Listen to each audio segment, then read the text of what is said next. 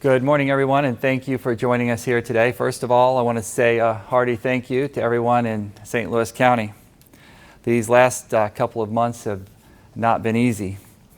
Some folks don't have money coming in, their hours are cut short, and reduced pay. Our friends and neighbors are sick. Over 100 residents of St. Louis County have lost their lives.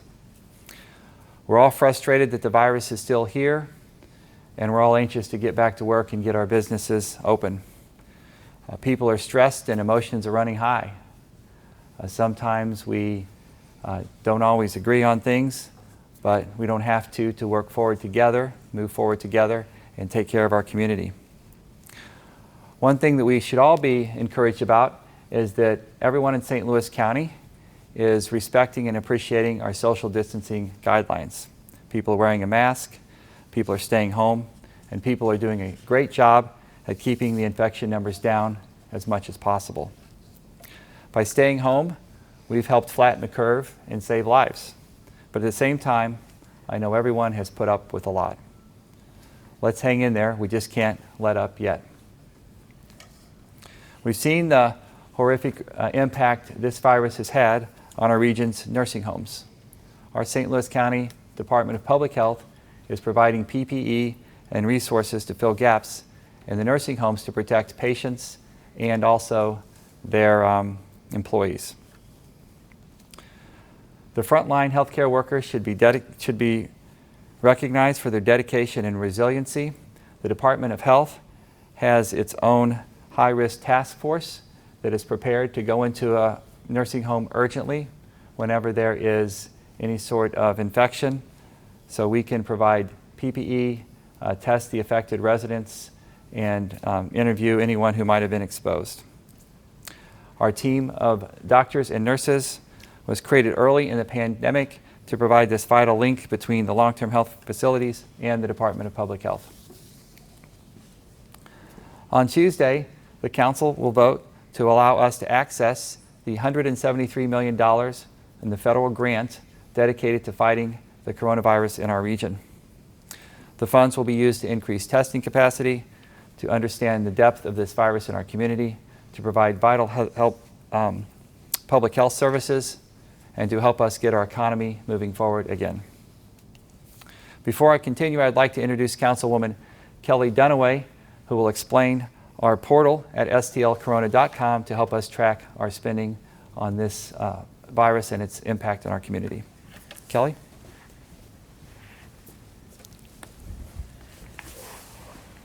Thank you, Dr. Page. Can I get this? All right. So if everyone will visit, when you have a chance, stlcorona.com, we have a new portal where you can click on and you will be able to see not just the money that's been spent, but projected spending as well. There is a graph that shows the department breakdown, so you can see which department is spending which money. There is also a tab here can we lift it up? Yep. There is a tab below the graph that you'll be able to click whether you want to see the spending by vendor, by department. You can also, Sorry. It's okay. Just want to make sure everybody can see. Anyway, below the graph, there are tabs where you'll be able to click between department, vendor, and other ways of filtering how the money is being spent. Additionally, you can count on the County Council to provide oversight and accountability for how this money is spent in our community. There will be more information coming out in the next few days about exactly what that looks like. But for now, we are here to support the transparency portal and the public and community's access to seeing how the money is spent and being able to voice their opinions about where the money should go. Thank you, Dr. Page. Thank you, Kelly. So with these federal funds, we hope to hire an additional 100 people to help us with contact tracing. That is in addition to the 70 individuals who are already working to help us track down people who have been in contact with someone who has tested positive with COVID-19. We understand this contact tracing workforce is an important part of getting our region open again and lifting our safety orders on social distancing. Contact tracing and testing and our task force, our high-risk task force, are a big part of our response. Our health department has been testing for COVID-19 at its location for the past few weeks, but testing supplies have been extraordinarily limited. There is a national shortage of tests, and like all regions across the country, we have struggled with our access to testing supplies as well. Starting Monday, individuals in St. Louis County will be able to be tested at our North County or South County location. They will be able to test up to 25 people a day who are registered through our clinic. Our clinic provides, our public health services provides care for up to 35,000 individuals every year in St. Louis County, and these are predominantly individuals who are uninsured. We will continue to aggressively purchase tests. There will be a release today for a bid to purchase tests by St. Louis County, and we will be purchasing as many tests as we can get our hands on. We will be able to make those purchases as soon as the federal funds are released. In the meantime, you can go to stlcorona.com to get information about how to sign up for a test through the St. Louis County Department of Public Health. And if you're unable to access the website, you can make a call at 314-615-0500. And I'd be glad to answer any questions. You said that you're hiring an additional 100 people Yes. for contact tracing. How much does that position pay, and how long do you anticipate you will need these people to help? I would have to refer you either to our communications person or Department of Public Health. I don't know the pay scale for that. I know that we can train individuals who don't have prior healthcare experience to perform this job, so it's not someone who has to be a nurse or a doctor. And I know that we will need people for a long time. We anticipate these positions will be filled into next year, and contact tracing will be a very active role of the St. Louis County Public Health Department for the next year. Sam, those are going to be about $15 an hour. So the question was, how much does contact tracing pay? And those jobs are around $15 per hour. We have several volunteers performing those jobs as well. Former nurses, retired doctors, other individuals with healthcare experience. But we can train people to perform these duties, and they will be jobs that are available into next year. On that same front, Doctor, Illinois is going to reopen some things on May 1st. Franklin County reopening some stuff tonight. What's your plan for mid-May looking forward? Do you think that testing is going to be in place to start to get the county moving again? If you can kind of give me a little vision of what you're thinking a couple weeks down the road here. We'll see what the response is to our bids that we're putting out today and how we'll be able to purchase tests. I hope that we have a much more robust testing footprint in our county. We're lucky to have tests that are performed here in our community at 3 major health systems. They also struggle to get supplies to test with.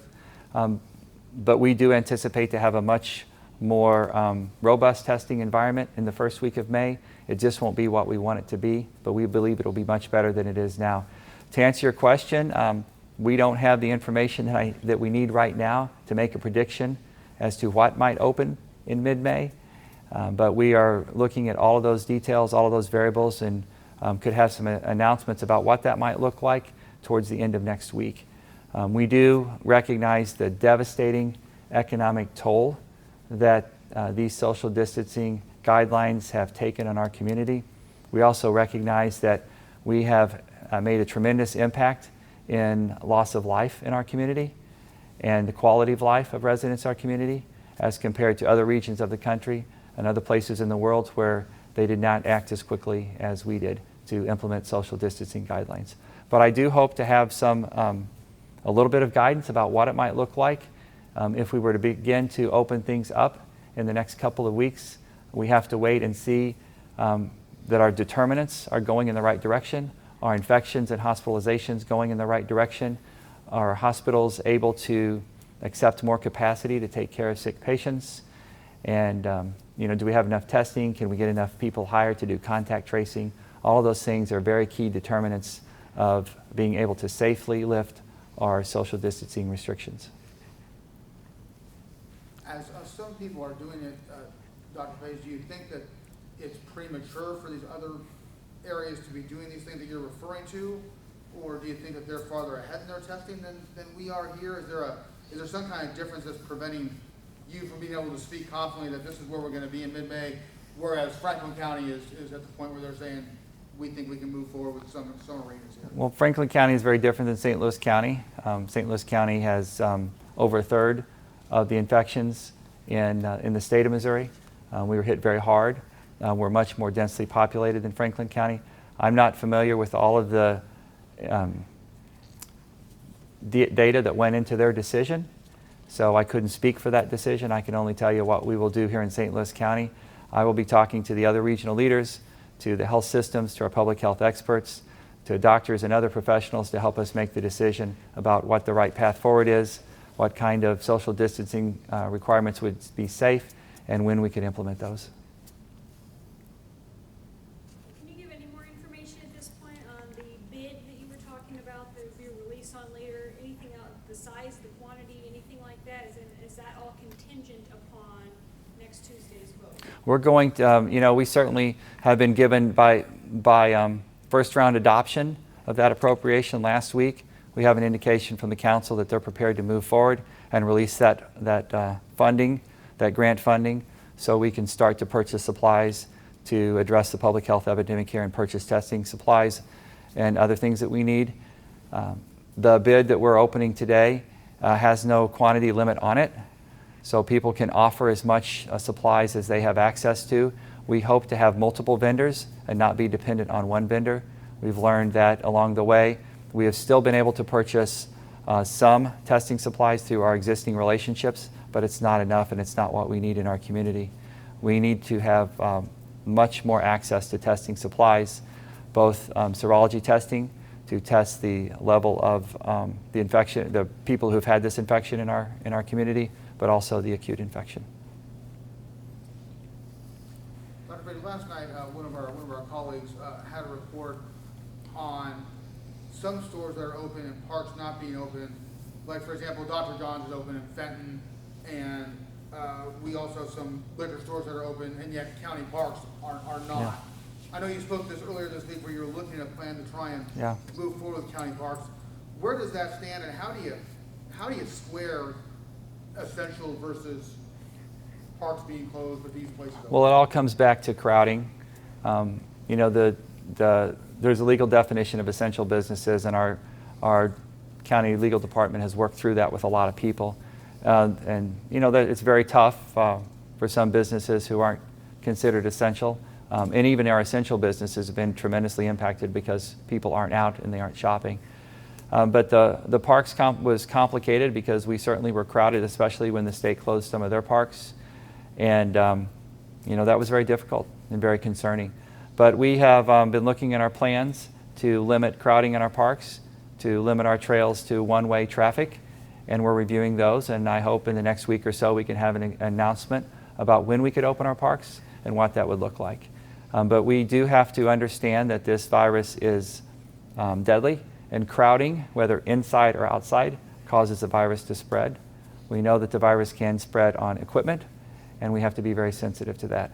But we do believe that we will have a plan that will allow us to safely use our parks, and we hope to have that announcement in the next week or so. When we closed our parks a couple of weeks ago, I asked our parks director immediately to start working on this plan. I'm faced with a lot of tough decisions to make in this office. I come to work every day focused on protecting the health and welfare of the residents of St. Louis County, and we do have to make some very tough decisions to find that right balance between getting people out, getting our economy open, but protecting the health with the guidance of our doctors and public health experts. But we do understand that there is a pathway to get people back into our parks with a lot of guidance, and it will be a different type of experience in the park than it was before, but we think we can make it work, and we're working on those recommendations right now. Your council member talked about this earlier when she was here about oversight regarding the $173 million. You had spoken about this briefly after some questions were raised about who is going to be making those decisions on how to spend that money. I'm just wondering how, again, you write this with the community, and maybe it's through the portal, but is there a justification or some kind of explanation you can give as to the spending of this money without going to the county council for what you're going to be spending? Well, the county council members will always be my partners in making decisions in county government. That we won't agree on everything. We won't agree on every decision. We may not agree on how they could participate in those decisions, but this is an emergency grant funding, and it needs to be moved into a position that it can be used.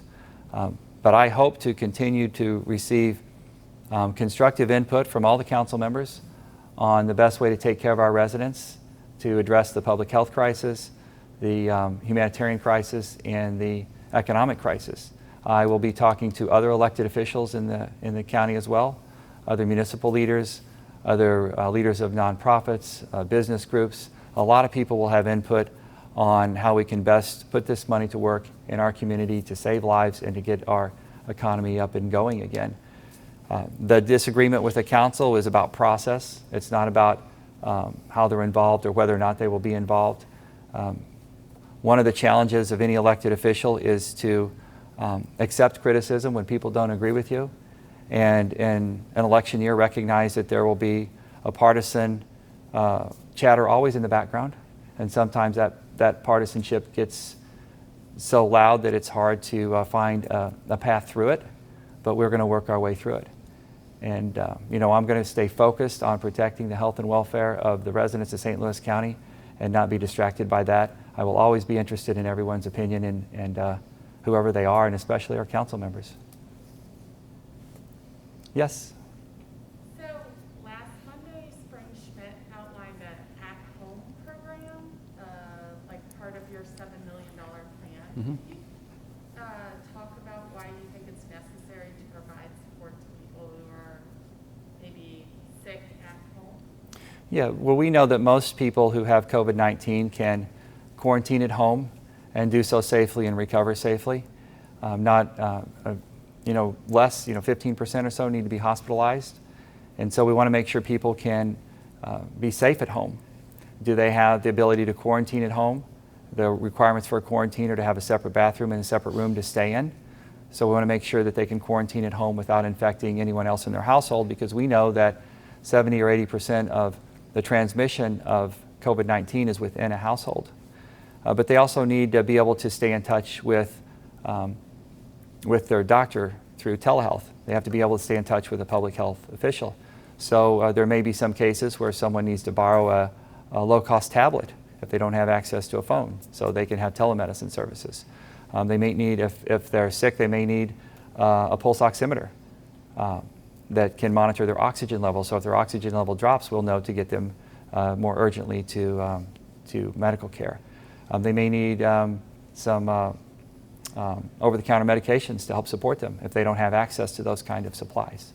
But there is a COVID at home kit and a COVID at home plan that will have some modest cost to it. But not everyone can afford those sort of things, and it's very important that we allow someone to safely recover from COVID-19 at home in the least expensive environment and the safest environment and the most convenient environment for them without having them be transported to emergency room or to a hospital. So how would you identify people who need, I know on Monday they were even talking about people needing thermometers. Mhm. How would you identify, how are you going to reach those people? Right. Yeah, if someone doesn't have a thermometer at home, that's a reasonable use of these funds to make sure they have one. So that's a very simple test. Most people do. Occasionally someone doesn't. And we want them to know if their temperature is going up, that someone's quarantined and they're starting to need a fever, then that requires a higher level of intervention. Our public health officials stay in constant contact with people who are in isolation. They're either attached to a physician or a nurse line, or someone from our public health department is checking up on them. So we stay in contact with everyone who's been identified as being positive or calls our hotline and expresses symptoms, then they get into the system. If someone doesn't reach out to us, it certainly would be difficult for us to know that they needed something. But we've encouraged anyone with symptoms or concerns to call one of the testing centers, call their doctor, or call our public health hotline and let us try and help them. Is this type of spending necessary because there's a lot of uninsured people in the population? Yeah, we have, if you look and see at the zip code maps, you see that that tracks poverty and income in our community and access to health care. And we know that people who don't have access to health care, who have chronic medical problems, are much more affected by COVID-19, are much more likely to get sick and be hospitalized. And we need to focus our resources there for a very modest investment in these types of individuals. We can help them in a lower cost environment. They will have better outcomes, and we can limit the spread of COVID-19 in our community. Dr. Page, can I ask you one more question about testing? So you're going out for bid today for more tests. I'm just wondering how much testing are you doing now versus where you need to be? What are we really far apart? Or talk to me about where we are now, how much you're doing now versus where you think we need to go. Well, in the St. Louis region, I would expect that we do a few hundred tests a day, but that is not the capacity that we need, because we know that when we relax our social distancing, we will see the infection numbers tick up, and we need to be able to have quick access to tests and have people know within a few hours whether or not they're positive, so they can either go on with their day and go back to work, or they can be isolated, and we can move very quickly through hopefully 100 plus of our volunteers and employees to chase down their contacts and get those contacts quarantined and limit the spread of this virus in our community. But we need thousands of tests. We need tens of thousands of tests in our community. We need to be able to test for the presence of COVID-19 antibodies in patients, like New York did a couple of days ago. They announced that they did some random samples in their state, and 15% of their population had been exposed to COVID-19, which was not anything like they expected. And we know that there will be a lot of people in our community who've had COVID-19 infection and who were never symptomatic. And we need to know what that is and what that looks like. It helps us understand the presence of the virus in our community, and helps us, it fits into our decisions about social distancing and restrictions on activity. We also need to be able to test people who are acutely symptomatic. We need to be able to test everyone who's symptomatic, and currently we are still, by our CDC guidelines, because we have limited access to tests, we are limiting the tests to people who have chronic medical problems, to first responders, people who are sick in hospitals, doctors and nurses. We need to be able to expand that to everyone who has symptoms, and we're not quite there yet because we can't purchase enough tests, and we don't have enough tests. Even with the pool of everyone who's in the testing space, our partners in the federally qualified health centers, our health systems, our private labs, we still do not have enough tests in our community to test everyone who is symptomatic. And then beyond that, we need to start testing people for presence of the antibody. So you're doing about a few hundred tests now, and you're saying you need thousands and thousands more to get to where we need to be. Yes, and we need a constant stream of tests. We don't just need a one-time purchase of several thousand. We need a constant stream of testing material constantly available moving forward for the next year, probably the next 2 years, until an immunization is easily available. Yes? The test that you referenced that New York did, is that what you guys are trying to do with the, I forget what you're calling it, but like the population? It's called the Population Health Study. That certainly probably wasn't clearly titled, but that's what it's called. And that means you test a whole bunch of people in your community, in your population, to determine what the presence of the virus is, antibodies to the virus. Right. So I believe you said you all were looking to partner with the university on that, assuming the funding Right. gets approved. Do you have a particular university in mind? Will it be a local university? Oh, sure. I'm sure that we have many partnerships with Washington University and St. Louis University. They both have first-class departments of health, departments of public health, and they're very active with us, very active partnerships. I don't know which one, but I'm sure it'll be one of those. Okay. Anything else? Okay, thank you, everyone.